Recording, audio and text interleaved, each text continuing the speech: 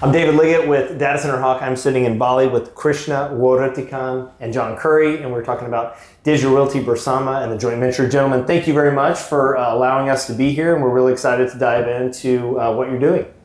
Well, very excited to be here and to be talking about Digital Realty Bersama and the business, and we're in Bali, which is really exciting. But talk about the business as a whole, maybe how it's formed and the genesis behind the business starting. Okay, so we're a 3-month joint venture between Digital Realty, which is a US company, and the Bersama Digital Group in Indonesia. So Bersama itself, I think it's about 3 years in Indonesia operating, first with a Space DC acquisition, and then comes the RDK, which is a Provident Group data center. So we have 2 sites already operating in Indonesia. And I believe Digital even came in and talked to some people in Indonesia, and through that process found that the Bersama guys are really the partner that they want to go with in the country. And so it was 1 year of a process there before, easily, with the licensing and all that. And so when I started, my day one was about 13 days before the JV was closed. Okay. So for a while I was just trying to observe, but then I think now we're fully fledged, and we'll be very soon connected with all the data centers of Digital Realty. Sure. Mm. And Jon, talk about your background and kind of the role you're playing in the JV, and why it was exciting to you to come and obviously be a part of it. So look, I run operations for APAC. I have done for 6 years now, almost 20 years in the data center industry. Flown by. And before that, 20 years in the IT industry. So I've sort of been around data centers and IT for about 43 years. So what makes this so exciting is the opportunity we have in front of us. When you look at Indonesia and the growth in mobile devices,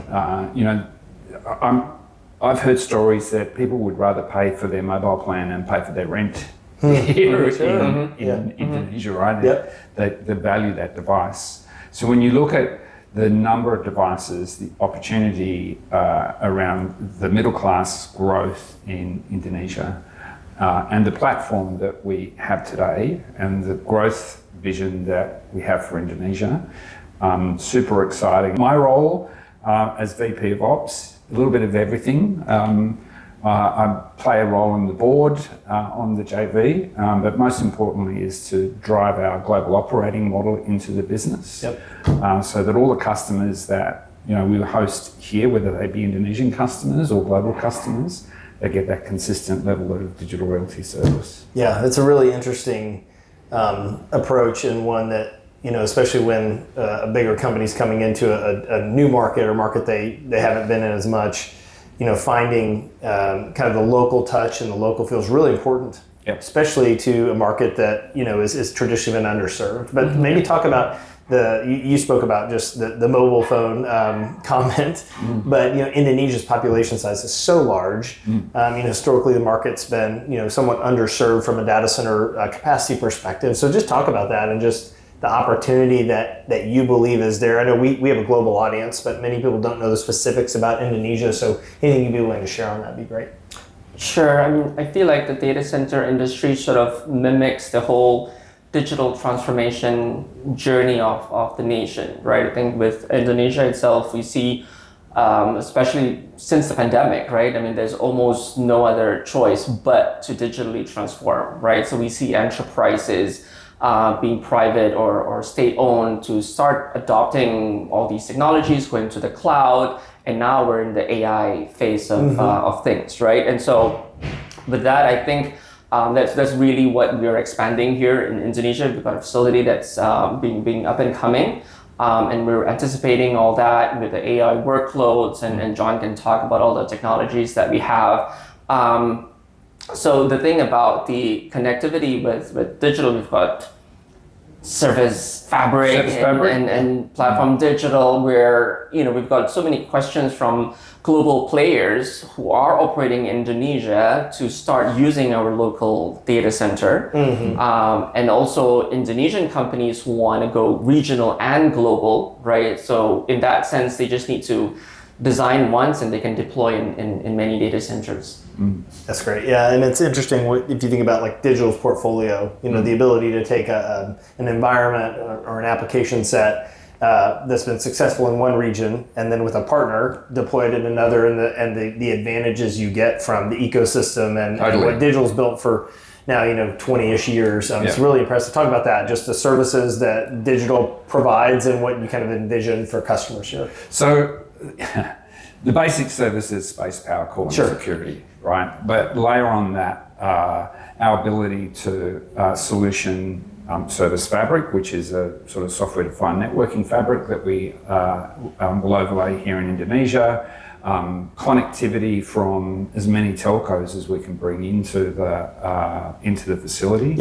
And so we've got a partnership with AppG. And AppG are the largest IX exchange here in Indonesia. So the partnership is to have them expand their IX into our building, bringing telco connectivity beyond your wildest dreams, if you like. And data centers are nothing without telco connectivity. So that choice of telco connectivity gives our customers a huge opportunity to connect through multiple telcos to anywhere in the world. Via forward end services in Indonesia and then back end services through our service fabric. So whether it be connecting to an Amazon on-ramp in say Singapore or to Microsoft Cloud on-ramp in San Francisco, it's all possible through service fabric from Digital Realty Bersama in Jakarta. So if you help our listeners understand the kind of age of maturity of the Indonesian market, or even Jakarta specifically, that market, and related to like what type of enterprise customers are out there and what are they focused on, how mature is AI here, or the AI requirements. In the US, for instance, they're massive, and most of the announcements that come out we don't even believe because they're so large. Tremendous. That's right. But just help everybody understand what the opportunity is here. And you talked about going from 5 megawatts to 150 over a 10-year period. Just talk about what you believe the opportunities are specifically with cloud and AI. Okay, maybe something that I learned as well in my days in Microsoft, right?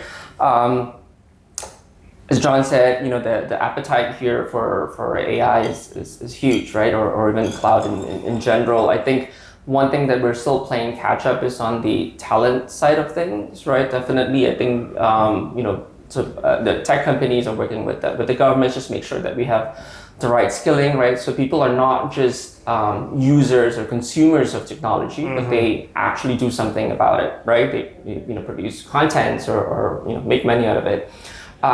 Enterprises, I think, are more well ahead, right? They need that to sort of compete with their competitors in the region or globally. But I think overall, it's growing. I think just because of the demand, from the population itself, I think it's going to serve its own purpose. I think, but in terms of the sort of higher level AI type of workloads, that's something to be seen, I think, in the market. But I think to start with, there's much more to go around for. I think it's interesting to watch the maturity cycles of these technologies over time. I've done this now long enough to have seen the cloud availability zone maturity and kind of what that looks like region to region and country to country. Now we're starting to see this AI piece and even maturity in like the design, the liquid cooling and the transformation there. But maybe talk a little bit about that from an operational standpoint. Like how do you view, and maybe the joint venture view, setting up a facility and a solution that can accomplish these flexible needs, moving forward? Let me step back a bit. I did some work here in 2013 with my previous company and Telkom. We set up a joint venture here. So I spent about 9 months on and off coming back and forth between Jakarta and Sydney. And it was pretty, the word I'll use is agricultural. Things were pretty agricultural. So there were no apps. There was, when you wanted a taxi, you had to get somebody to hail a taxi for you, or you had to make a phone call, right? Fast forward 12 years, Grab, Gojek, the banking system, the digital banking system here is phenomenal. And that's all developed in the last 12 to 13 years. Even when you come through the airport now as a foreign visitor, you will see the electronic gates at the airports. They didn't exist 12 months ago. Let me tell you, I travel between Singapore and Bali quite regularly. And they have been a boon for travel because you can now get through the airport in 15 minutes so much versus an hour and 45 minutes, right? So the digital nature of business has grown tremendously here in Indonesia. And on the back of that, data centers are becoming more critical. Sure.